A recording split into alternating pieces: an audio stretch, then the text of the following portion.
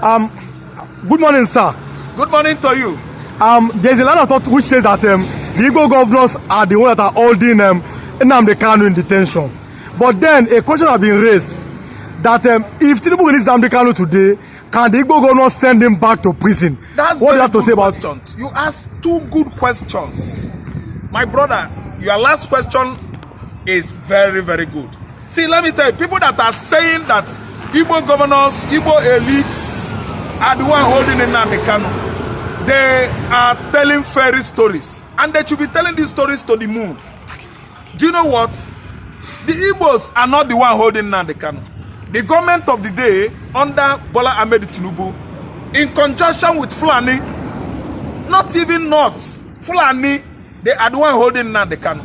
Actually, my question is, if Tinubu releases Nnamdi Kanu today, are the governors of the southeastern states of Nigeria going to take Nnamdi Kanu back to detention where he comes from?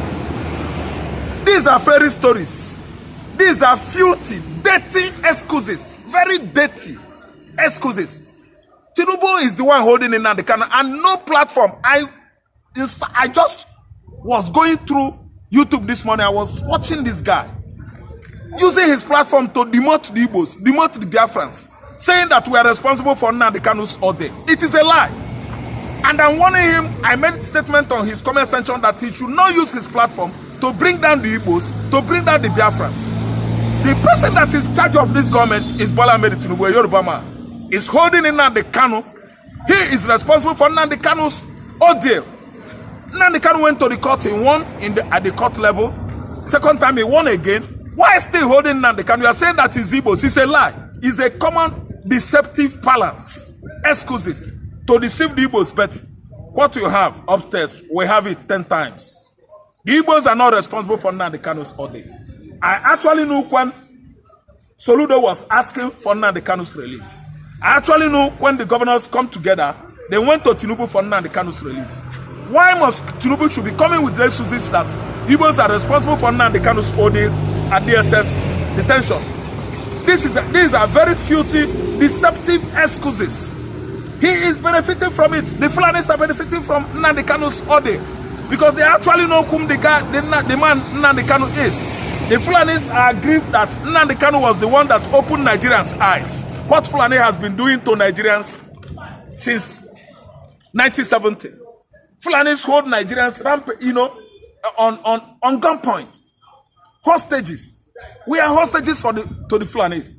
And the Fulanis are now, inciting that anybody that asks for releases of Nnamdi Kanu is a terrorist. That's why when Obi began his campaign of, conniving, or synergizing with other Igbo elites to make sure that Nnamdi Kanu is let off the hook, the Fulani started shouting. They call themselves Northern Forum. They are not Northern Forum. They are the Arewa. The Arewas are Fulani. The Hausas are not among of the people who are inciting that Obi is now a terrorist. Any governor, any Igbo elite, any Ohaneze, that has come up, with that question of why should Nnamdi Kanu be stagnated at DSS facilities for 4 years now, that person is a terrorist. The Fulanis are asking this question, and let me tell you, when Chetima was begging Jonathan to at least give amnesty to Boko Haram, to rehab Boko Haram, to radicalize Boko Haram, who is it in the north that has come out and called Chetima a terrorist? Who is it in the southern Nigeria that has come out and called Chetima a terrorist? Was Chetima a terrorist when he was fighting for the benefit of Boko Haram insurgents? Who comes out in Nigeria and says that Chetima is a terrorist? But any woman that comes forward to ask for Nnamdi Kanu's release is a terrorist. Okay, what kind of life is this? What kind of deceptive life is this in Nigeria?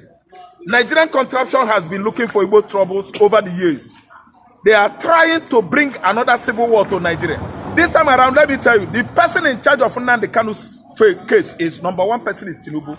If Tinubu releases Nnamdi Kanu, are those governors of southeastern Nigeria going to bring Nnamdi Kanu back to cell? Lie. If Tinubu releases Nnamdi Kanu today, the Fulanis are going to overthrow Tinubu. Are you telling me it's going to be like that? The person in charge of Kanu's trouble, problem today, order, is Tinubu's administration, and Tinubu is the man. Let us stop deceiving ourselves. The same offense Igbo committed, the same offense Chowore committed, the same offense Bodijo committed. Bodijo's offense is even worse because Bodijo was busy with his Fulani herders killing and annihilating farmers across the farmland of Nigeria. What happened to him? He was detained only 14 days. They released him. Recently, they went and rearrested him. To please who? If you have rearrested Bodijo, you are not trying to please Igbo man. We are not after that. What we are after today is releasing Mazi Nnamdi Kanu. It is getting out of hand. Patience is running out of every well-meaning Igbos, every well-meaning Biafrans. It is the right time that you release Mazi Nnamdi Kanu. Mazi Nnamdi Kanu is not a slave. Mazi Nnamdi Kanu is not a second-class citizen, as you have been tagging and saying that Igbo man is a second-class citizen. The Fulanis who are claiming to be first-class citizens in Nigeria, they don't have upstairs what the Igbos are having upstairs. The Fulanis are just animal rearers, cow rearers. The Igbo man, we have come of age in Nigerian political domain. We are the first to hold the office of Senate President in Nigeria. Nwafo Ori is the first person. We are the person to have been the first indigenous Nigerian president during British era. It was Dr. Nnamdi Azikiwe that they handed over Governor General of this country. Zik became the first president. Aguiyi became the first Nigerian head of state. That was in 1966. Yes, during the coup of 1966, he stopped the coup. He hijacked the coup and stopped the coup and brought normalcy to Nigeria. Yet, the Fulani oligarchs, they did not say anything good about it. They overthrew Aguiyi and actually killed him. It was a bloody coup. So what is it that an Igbo man did that deserves Nnamdi Kanu languishing in jail for how many years now? I think it is the right time everybody begin to ask themselves questions. Igbos are not the one in charge of Nnamdi Kanu's case. It was Binta Nyako. Nyako set him free. And what is Nyako doing again with the case of Nnamdi Kanu is what has surprises every man and woman on the continent of Africa. We begin to ask questions, a case that you have handed off your hands. What are you coming back again to do with that case? It is unjustified. Nnamdi Kanu shouldn't be in jail by now. They're supposed to release Nnamdi Kanu. Anybody that is using his platform claiming to be a YouTube partner on social media to demote the Igbos, accusing the Igbos of being in charge of Mazi Nnamdi Kanu's case. I think that person actually is trying to deceive himself. And that won't be a brain jotter or something I could even tag, a balance to actually disunite the Igbos. The Igbos are the most united force, unified forces on the continent of Africa. We are not fighting ourselves. We are not the one punishing Nnamdi Kanu. Tinubu is. Actually, we know, and we've seen recently the kind of hatred the Tinubu has for Igbo man. He actually destroyed. He was in charge of the whole demolition of Igbo man's property, both shops where they are making their money, at Alaba Axis, at Ablo, at Ajawo Estate, everywhere all over Lagos. Our properties are being destroyed. And this has actually, defined how far he has gone to hate Igbo man. Tinubu to release Nnamdi Kanu. Tinubu is the one holding Nnamdi Kanu. Igbo man is not holding his brother. Nnamdi Kanu has been going through lots and lots of pains. Look at his own physical, wellness. It's going down on daily basis. And we are coming with Jesus that it is the Igbos. It is a lie. The head of the current administration is Mazi Tinubu, BOLA AHMED Tinubu. He should release Mazi Nnamdi Kanu. Just in 1 minute, you have exonerated the Igbo leaders, but don't you think that the blame too should just go to them, like, even if like just 10%. The Igbo leaders, don't you think that they are just complicit in 1 minute? What do you think about the Igbo leaders? No, the Igbo leaders, I see, they have been working harder than ever before to see that their son is brought out of jail, out of DSS facilities. I just want to use Mazi Mbazurike Amechi. He died. He's an elderly man, a member of Ohaneze, Igbo cultural group. He worked hard with all he could lay his hand upon to make sure that they release Mazi Nnamdi Kanu.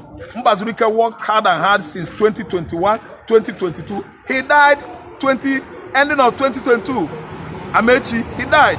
Then another person again is Okwadikewan of Igbo land. That is Ezife. Chukwuemeka Ezife was one time Anambra State governor during Abacha regime. I don't know what I understand. Chukwuemeka Ezife worked hard and hard. Even said, he is my son. Release my son to me before I go meet my fathers. He grew old and he died. Ezife died in 2023. Without releasing Nnamdi Kanu, he attended all the court sessions during what? During Buhari's administration. The whole court that Mazi Nnamdi Kanu attended. Ezife was there, pleading with Buhari. And today, a Yoruba man is there from South. The same Odudu agitation is what Nnamdi Kanu was agitating. He opened the Yoruba's eyes to actually declare their own states in this kind of contraption where everybody is penning, is what? Is suffering. In this kind of contraption where nothing is working. Igbo did the same thing. Many of them, like Showores, why must you allow the Igbos claiming that we are the one in charge? Is a deception of the highest order. What we are doing here, I'm telling you, we actually know that we are deceiving the Igbos and we are deceiving yourselves. Okay. We are not the one in charge of Nnamdi Kanu's case. Okay, thanks so much for coming. Thank you. And God bless you.